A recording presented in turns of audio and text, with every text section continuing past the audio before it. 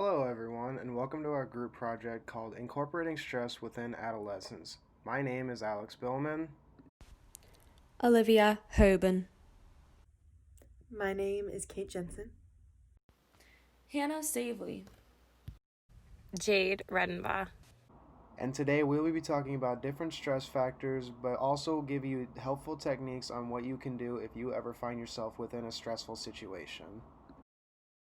What exactly is our workshop idea? We are going to have 5 different workshops, and each of us will have our own workshop that we will head and take care of. We will cover any ranges from breathing exercises, coloring exercises, our paper towel game, stretching, and then the Oregon Trail game. A couple of these will have different factors, but each of them will all be able to incorporate stress in their own different way. We are going to host our workshop on a Tuesday night at 7 p.m. We will set up our workshop in the cafeteria. That way there's tables for parents and students to sit at. At the end, we'll come together and briefly discuss what was all learned.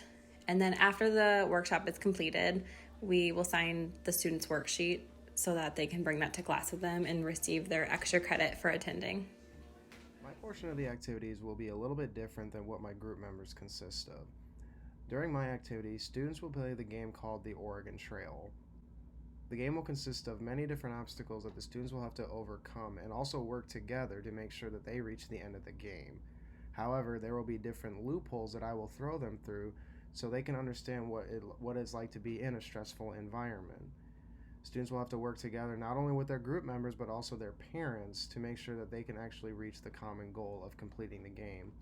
If they do complete the game within this specific amount of time, they will receive a special prize. If they are the first team to do it, they will get extra bonus points. How exactly does this play into Vygotsky's sociocultural theory within social interaction?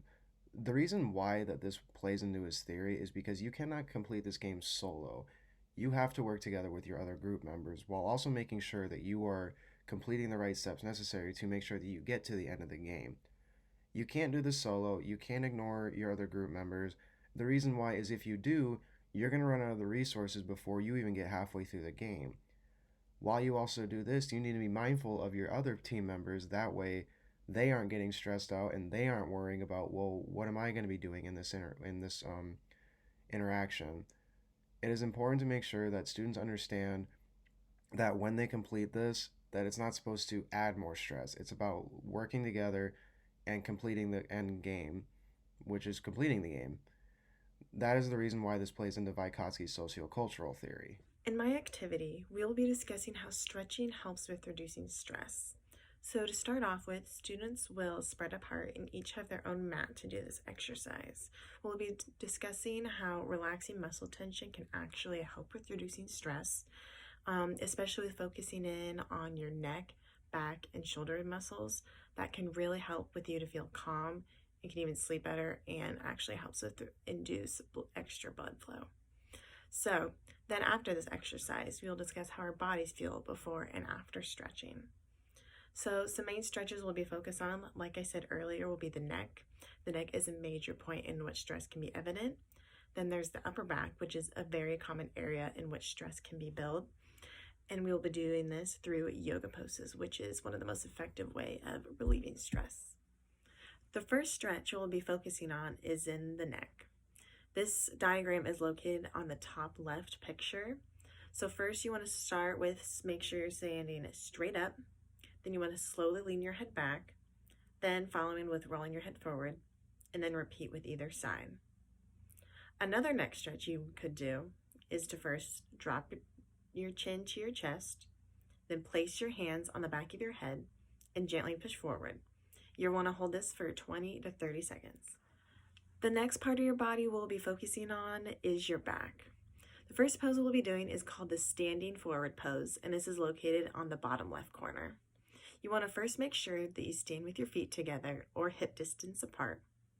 Then you'll fold your body over your legs. And don't forget, just in case, you need to make sure you bend your knees if your hamstrings are feeling tight.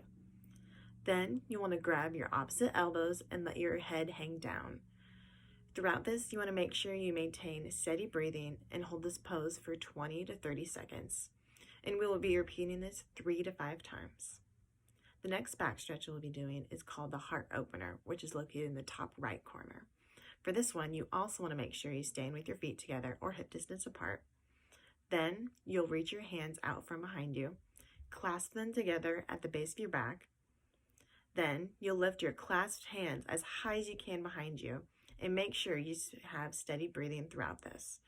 We will only be holding this pose for 10 to 15 seconds, but we will be repeating this for 3 to 5 times. The last pose we will be doing is called the child's pose. This is located on the bottom right of the diagram. You first want to kneel on the floor with your toes together and your knees hip width apart. Then you'll rest your palms on the top of your thighs. Then, on an exhale, you'll lower your torso between your knees. Make sure that you extend your arms alongside your torso with your palms facing down. Relax your shoulders together at the ground, and then you can stay in this pose as long as you're needed to. Vygotsky places considerably more emphasis on social factors contributing to cognitive development. His theory in stretching is very important. It is fundamental that people communicate and have social interaction while stretching. Oftentimes, people will not be doing a stretch correctly. Doing so could potentially cause them harm if it is continued. Communication and working in partners or groups during my activity will greatly increase the impact that stretching will have on your body and your mind. So the exercise that I have decided to use for our workshop is a colouring activity. So each student will be given a colouring book like this, and it has different designs on each page, and the main focus is for them to basically colour in a picture on any page, and they have to try and do it as neatly as possible without going outside the lines. And the reason why I chose this activity is because it's been proven that colouring can help relax the fear centre of the brain, and it's also been proven that colouring has the same effects as meditating because they both reduce negative thoughts and calm a restless mind. Vygotsky and colouring. Vygotsky's theory stresses the importance of social interactions in acquiring socially and culturally meaningful knowledge and highlights the importance of nature. Therefore, children construct their knowledge through interacting with other people. During the colouring activity, students will need to interact with other students and talk about the picture they chose and why. Students will also be encouraged to share ideas and tips on how they colour as neatly as possible. The students will use intersubjectivity, which is shared attention and shared understanding, to share with the group how they use the different colours in order to create the picture and any tips for colouring. Mediation will also be used because the students will be making sense of their experience of colouring, and they will communicate ideas and thoughts with their group. Taking deep breaths is one of the quickest and easiest ways to bring your heart rate down. In my section of the workshop that I'll be doing, I will be discussing with students the benefits of deep breathing exercises or belly breathing. It is one of the best ways to help lower stress because your deep breath sends a message to your brain to calm down and just chill out a little bit. It instantly lowers your heart rate, lowers your blood pressure, and just makes you feel a little less flustered overall. The directions for belly breathing are to first stand up straight, second, arms will hang loosely by your side, then you'll relax your body and close your eyes. Focus on your belly rising with inhale and sinking with exhale. Breathe in slowly and deeply through your nostrils. Hold that for a few seconds. Slowly exhale through your mouth, and then repeat that about 10 times to get the full effect of the belly breathing. And this should just help students overall in times that they're stressed. They can use this when they are preparing for a test, when they are just standing in line somewhere waiting for something, or just really any time that you're feeling a little overwhelmed. Just take a few seconds and breathe. Hi. For my part of the workshop with my students, we did an exercise called belly breathing.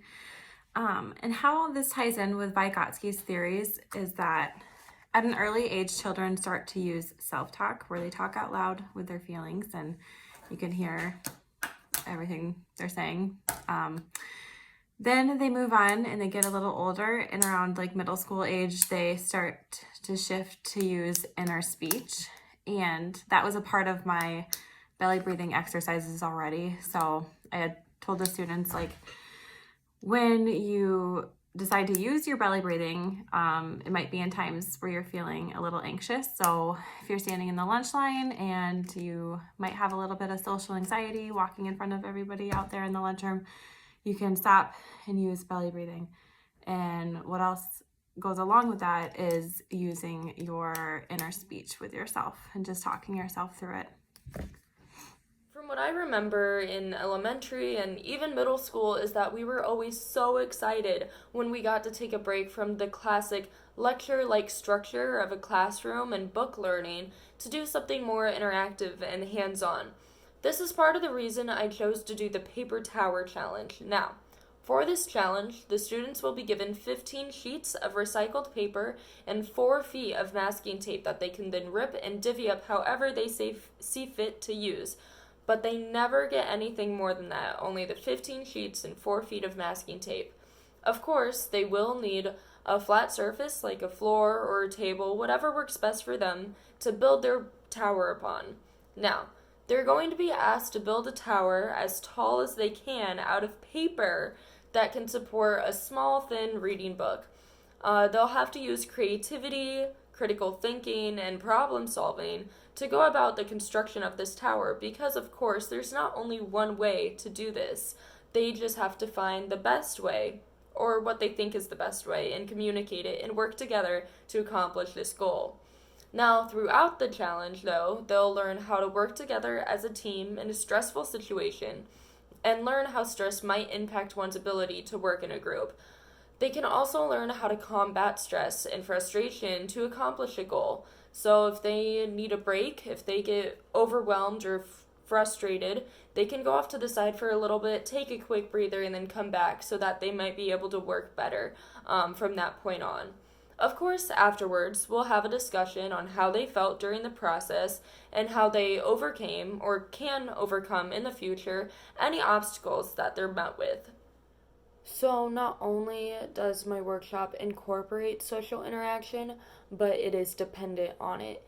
The kids need to communicate with one another and also work together to be able to accomplish this common goal. Now, how they go about communicating with each other or the process of building these paper towers is entirely up to them. They have full creative reign over that, but working together is nonetheless required, otherwise they simply wouldn't be able to get it done. This relates directly back to Vygotsky's theory that social interaction is fundamental to cognitive development, in that working together and feeding off of one another is necessary to accomplish this. Not only that, but this workshop intentionally puts them in a competitive environment that might be stressful to some students. We want them to experience the stress and frustration in a safe environment so that they might know how to process it and healthfully manage it later on without our help. Not only that, but one student's emotions and how they deal with that can affect and indirectly change how another student is feeling. So one student might get flustered or overwhelmed or frustrated and just kind of blow up or take it out on another student.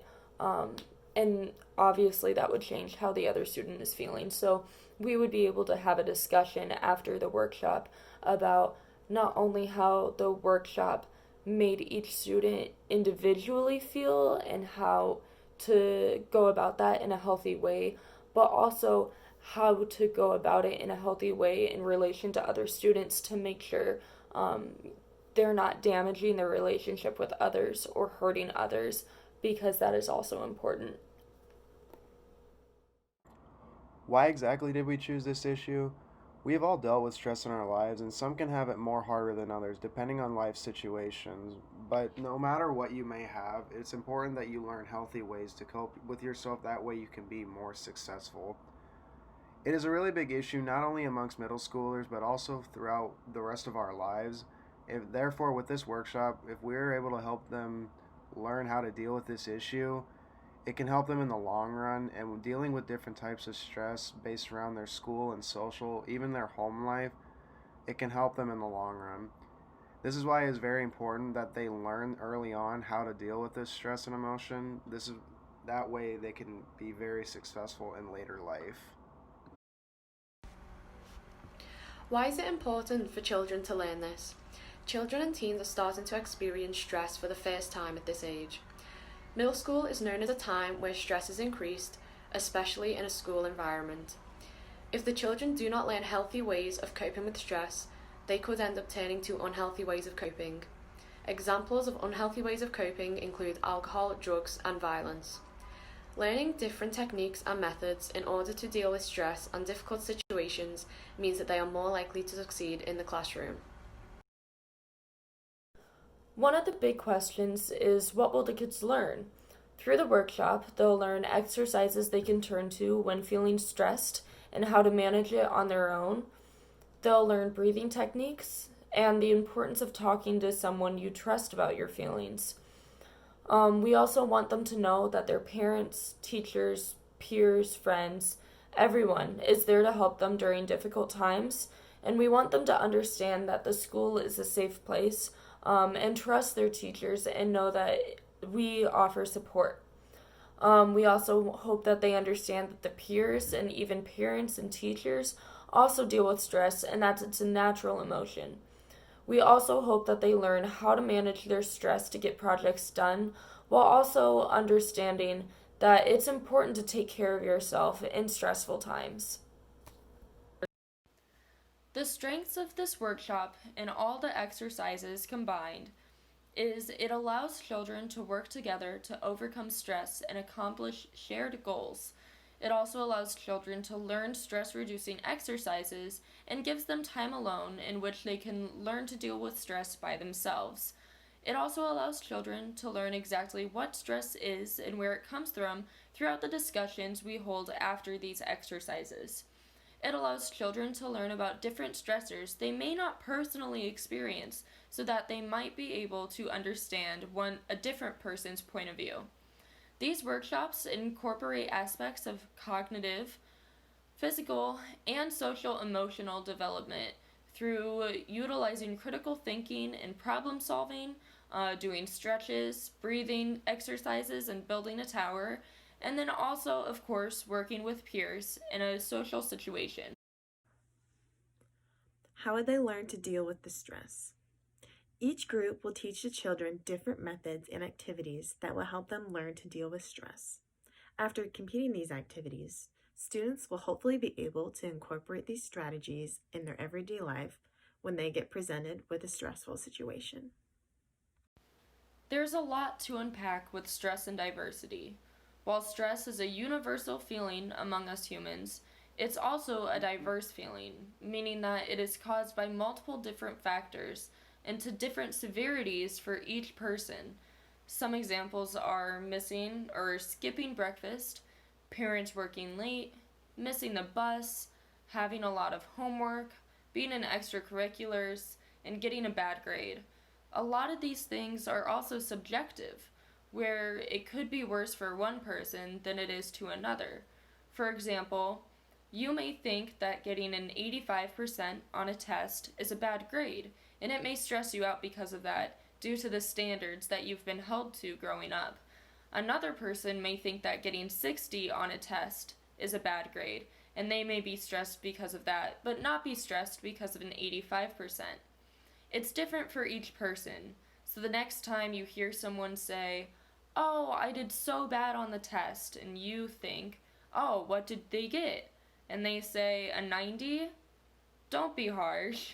It could actually be bad for them. It's different for each person.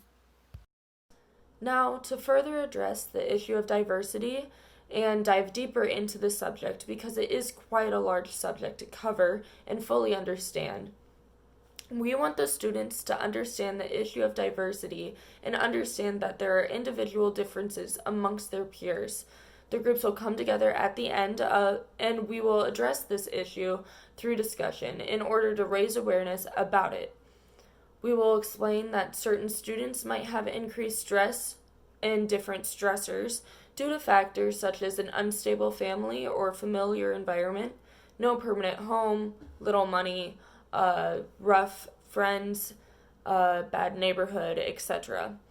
It's important for us to address this issue because students need to understand that it is not only school that can cause stress, and some of their peers might be going through difficult times outside of schools and extracurriculars. We hope you enjoyed our presentation about stressful environments and the ways that you can deal with stress. Again, my name is Alex Billman. Olivia Hoban. Hannah Savely. My name is Kate Jensen. Jade Redenbaugh. And we all hope that you have a wonderful rest of your day.